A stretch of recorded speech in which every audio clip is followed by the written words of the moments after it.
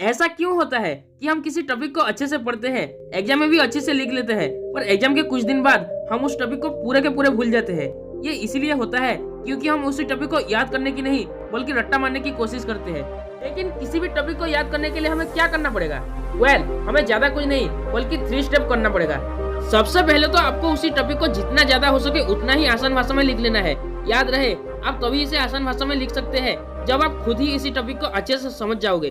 इसलिए आपको सबसे पहले खुद ही इसी टॉपिक को समझना पड़ेगा। दूसरा स्टेप में आपको इसे अपनी क्लास के सबसे डम स्टूडेंट को पढ़ाना होगा।